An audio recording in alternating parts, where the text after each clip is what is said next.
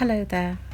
This is the second film on the subject of kindness, but as it's a glorious day outside, I thought I'd share with you some pictures from my garden whilst I talk on the subject of kindness in recent times.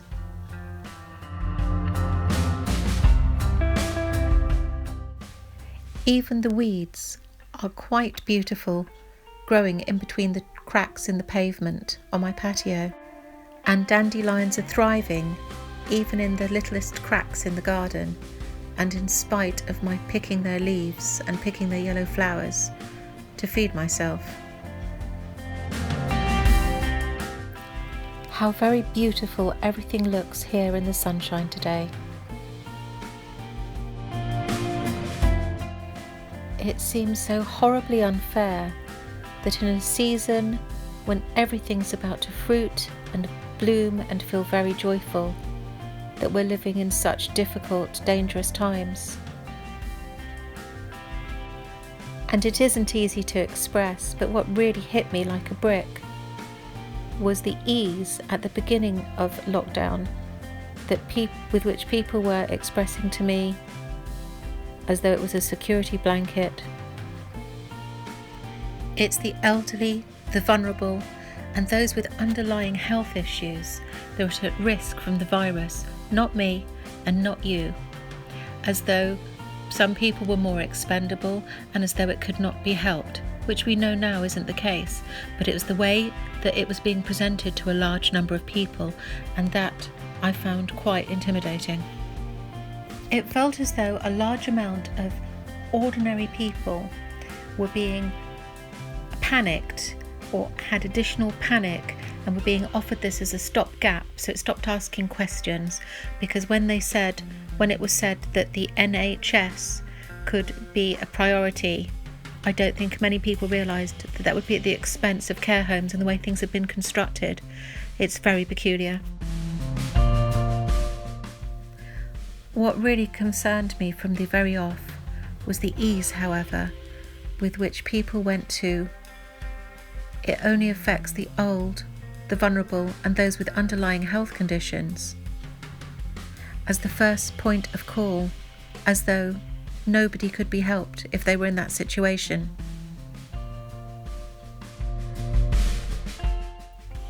And I'm talking about people with cancer that would normally be curable with treatment that's been withheld, or healthy elderly people full of life.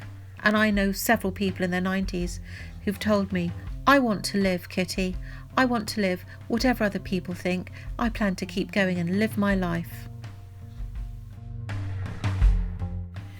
I know young people with asthma who are sheltering.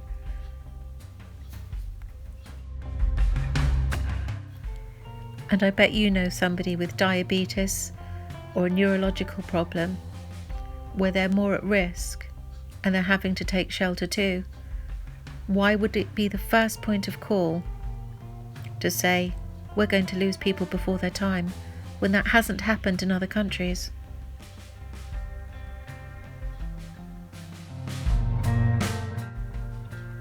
The question I'm asking is, are you putting a different value on somebody's life, not only because it's not you, but because you're too afraid, and so you've gone to a corner which says, "Oh well, there's nothing we can do"? And I see us all as human beings and fellow travellers on this planet as interconnected and interdependent, and more I'm starting to hear about inequalities that are increasingly being highlighted as time wears on in this lockdown. Issues with race, with gender, with money, with safety, with treatment, and with personal dignity and rights. I think it was Carl Sagan who said, "We are made of star stuff," and I love that. In truth, we're not here in isolation. We're not here on our own, but we come from generations, and we're connected, and we're all far more similar than we are different. And on that happy thought, wherever this idea that there are expendable people who are going to get a virus and die off, and it matters a little bit less than ourselves. That's not been the tune that I've seen from people. There's been an abundance of goodwill, of personal sacrifice, of dedication, devotion, re-evaluation. And I see the possibility in amongst the racial tensions in America and the financial tensions, the gender pay gap, all the things, the poverty, everything that people are worrying about and talking about. I do see the possibility for change and for coming together and for trying things in a different tack if we just focus and think first and not use an emotional response, but really think about what's being said to us, sift through the evidence and make our own decisions. We don't all need to be on the same page for everything to hold each other in value and esteem. I very much like George Bernard Shaw's take on it all when he was, whilst referring to being a vegetarian, quoted as saying, "I'm a vegetarian and I am angry. I don't know the difference in value between a humble dandelion and a gorgeous flower." We're all going to be facing some real challenges. And I want to consider who I am becoming and how I'm connecting with others.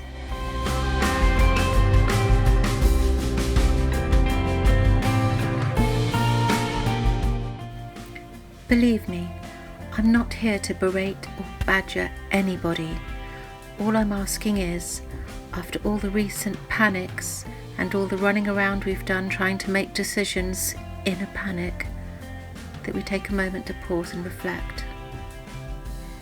In the words of Pastor Martin Niemöller, "First they came for the socialists, and I did not speak out, because I was not a socialist. Then they came for the trade unions, and I did not speak out, because I was not a trade unionist. Then they came for the Jews, and I did not speak out, because I was not a Jew. Then they came for me, and there was nobody left to speak out." Many people are reflecting, for the first time perhaps, on the nature of freedom and of being free. Let me add to that the idea that with freedom comes responsibility. And that is my reflection for today. I hope you'll take it with you.